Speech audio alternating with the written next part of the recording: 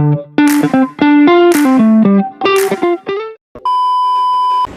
Sobat Podcast, kembali lagi bersama saya Faiza dan ini teman saya Dan Sarah Madani. dan yang satu lagi. Iman Kusuma.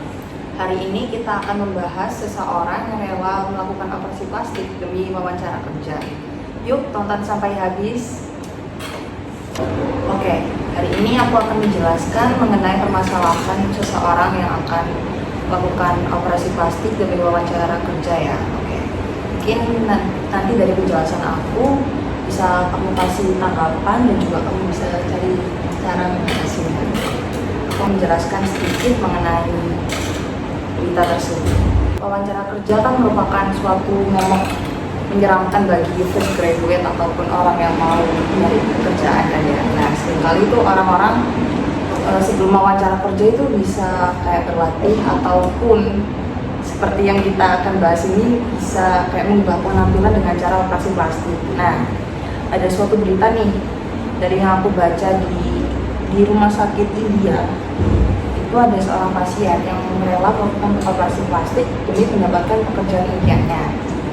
Nah, ada tuh di India seorang dokter itu mengatakan bahwa mereka itu sering menemui orang yang mau operasi plastik untuk menghilangkan bekas luka ataupun tato. Nah, hal itu tuh dilakukan karena si pasien itu mau menunjukkan pesan pertama mereka waktu wawancara. Nah, Direktur Bedah Plastik di Max Super Specialty Hospital mengatakan bahwasanya 3 tahun terakhir konsep operasi plastik itu berubah. Kenapa? Soalnya operasi plastik itu diperuntukkan untuk suatu hal yang cenderung sifatnya kayak urgent. Contohnya ya ini, wawancara kerja ini. Dan juga mengatakan bahwa sebagian besar pasien di sana itu melakukan operasi plastik karena ingin melamar kerja di bidang public relation dan juga human resource. Nah, mereka yang mau operasi plastik ini percaya bahwasanya penampilan itu sangat berpengaruh pada saat interview ataupun wawancara kerja supaya diterima oleh perusahaannya. Nah, sebelum melakukan operasi plastik, tentunya dokter bedah itu melakukan pertanyaan atau menanyakan kondisi pasiennya kurang lebih 30 atau 45 menit untuk memastikan bahwasanya keadaan pasien itu normal atau maksudnya itu enggak dalam keadaan gangguan mental gitu loh. Nah, apabila sang dokter mendapati pasien dengan alasan yang kurang normal atau seperti hidupnya berantakan atau gangguan mental, biasanya sang dokter itu langsung merujuk ke psikolog. Nah, pasien dengan gangguan mental tersebut bisa disebut body dysmorphic syndrome dan juga harus merujuk ke psikolog. Nah, menurut kalian gimana tanggapan kamu? Oke, memang beda calon karyawan yang rela untuk operasi plastik ini bikin geleng-geleng kepala ya. Pertama kali saya merasa berita ini. Di sisi lain, tekanan sosial untuk memenuhi standar kecantikan ini memang menunjukkan bahwasannya penampilan yang ideal di dunia kerja itu semakin kuat lah. Terus salah satu contohnya itu kayak penampilan sempurna setiap saat.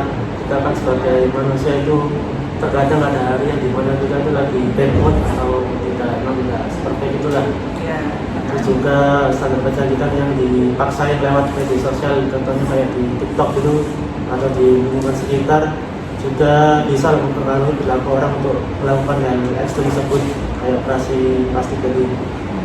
Terus namun di sisi lain peristiwa ini juga menimbulkan pertanyaan mengenai sejauh manakah kita harus menilai kualitas seseorang individu itu hanya berdasarkan penampilan fisik saja.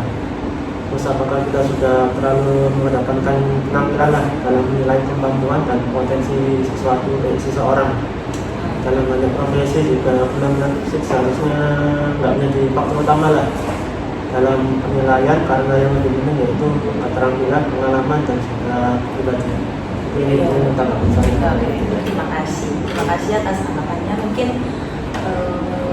kakak ini bisa memberikan bagaimana cara mengatasinya supaya seseorang itu lebih pede waktu interview kerjaan.